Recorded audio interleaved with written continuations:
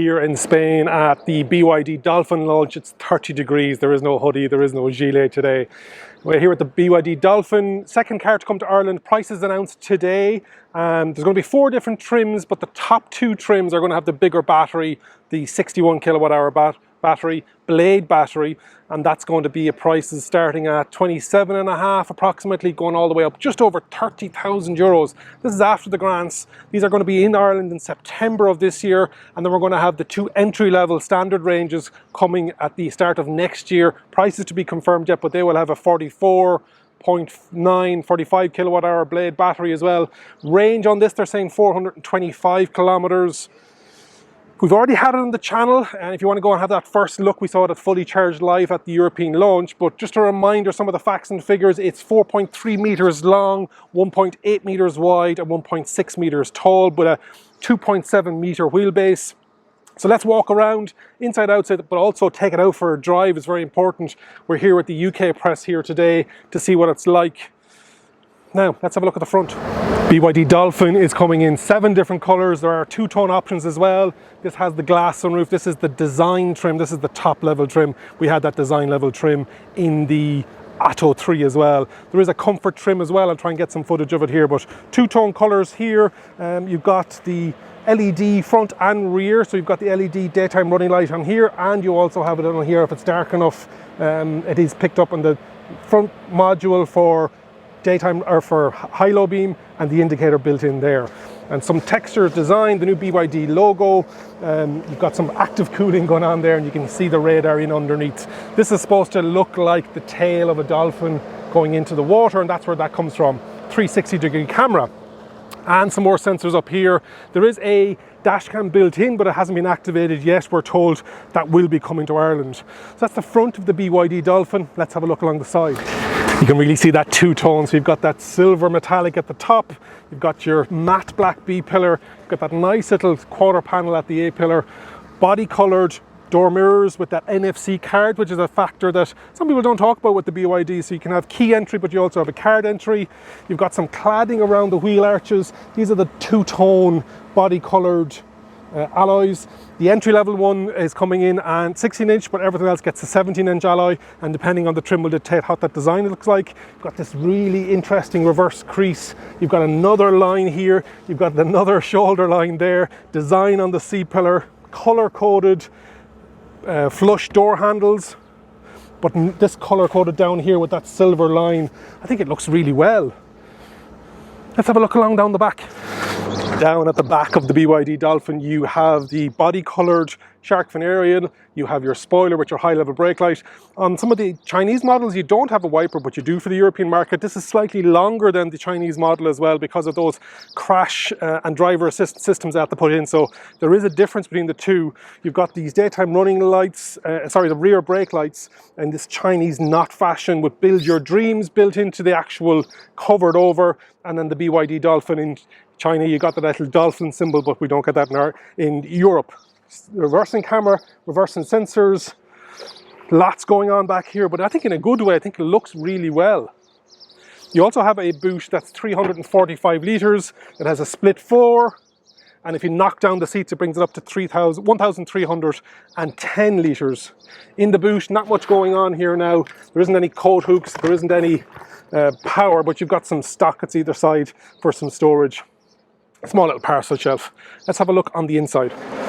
Charging on the BYD Dolphin is on the front right hand side, and on the 2 upper level trims it's 11 kilowatt at AC, and on DC it's 88 kilowatts, so from 30 to 80% in 29 minutes, and on the 11 kilowatt 6-7 hours, depending on whether you're using public charging or workplace charging, or you're going to be at home on your 7 kilowatt charger. So this also has vehicle to load technology on the design level trim with an output of 3.3 kilowatts. Inside the BYD Dolphin, and let's just close that blind.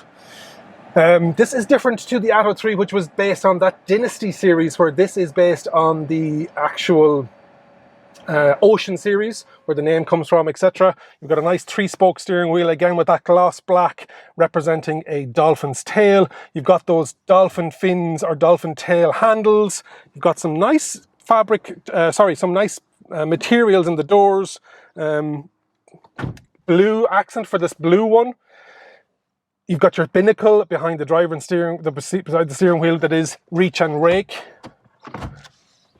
And it's level. Unlike the Atto 3, you have the 12.8-inch screen, and that does revolve. Portrait or landscape. You've got some nice vents going on, badly needed on a day like today. Little cubby hole here. There's 20 different spaces for sockets. You've got some more charging down in it here. On this upper level trim, you've got that Qi wireless charging. There isn't a glove box here. It's some storage in underneath. Seats are single. Headrest is attached to it, so really a sporty seat and a very good glove box. It's the same right or left-hand drive. The fuse box doesn't make a difference with it. Really nice. As I said, I've already covered it on the channel. Today, really, it's about getting it out for a drive, but let's have some space and seat in the back to see what the space is like back there, and then we take it out for a drive. That seat is set for me, and there's about 1 or 2 centimeters. I have some space in underneath. Not the best thigh support in the world, but not the worst. And head height with that roof, it's actually not bad. I'm 6'2", 188 centimeters, and about 2 or 3 centimeters, and I sit back, so no problem there at all. In the back, you've got 2 USB Type-Cs, a cup holder, some phone holders, and a magazine rack. You've got 2 ISOFIX back here as well, and a armrest for drinks, etc.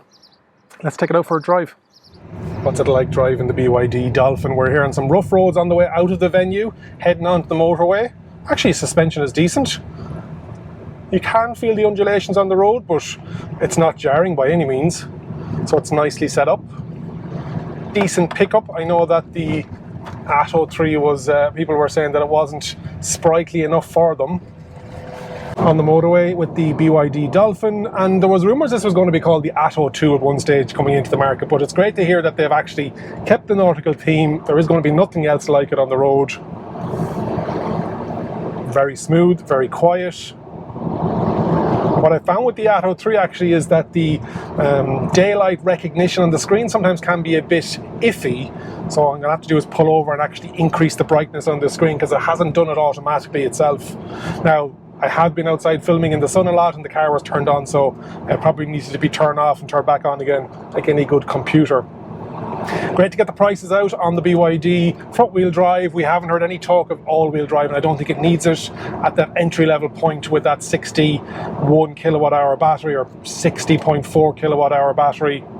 I think it's perfect.